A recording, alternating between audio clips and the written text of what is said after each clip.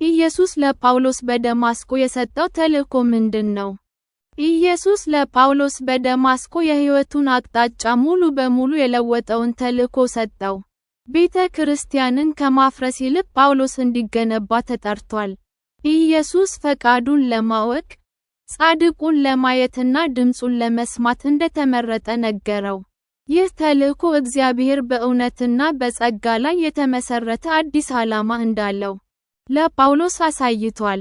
በደማስቆ ጳውሎስ ላጋጠመው ነገር ሁሉ ምስክር እንደሚሆን ተማረ።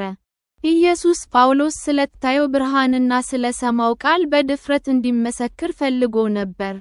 ተልእኮው የግል አልነበረም፣ በይፋ እንዲካፈል የታሰበ ነበር። ይህ ጥሪ ጳውሎስ በአይሁድ፣ በአሕዛብ፣ በነገሥታትና በመላው አሕዛብ ፊት እንዲናገር አዘጋጀው። ኢየሱስ ለጳውሎስ መከራ የዚህ ተልእኮ አካል እንደሚሆንም አሳይቷል። ጳውሎስ በተረከበው መልእክት ምክንያት ተቃውሞ፣ ስደትና መከራ ይደርስበታል። ሆኖም ይህ መከራ ትርጉም የለሽ አልነበረም። የእግዚአብሔር ወንጌልን ለማሰራጨት ካለው ዕቅድ አካል ነበር። የጳውሎስ ድፍረት የተላከው ተልእኮ በቀጥታ ከኢየሱስ ራሱ መሆኑን በመረዳት ነው።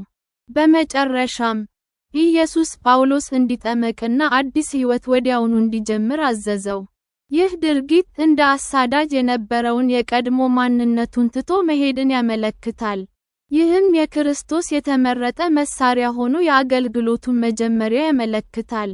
ከደማስቆ ጀምሮ ጳውሎስ የመዳንን መልእክት በማይናወጥ እምነት ወደ ዓለም በማድረስ በታዛዥነት ተመላለሰ።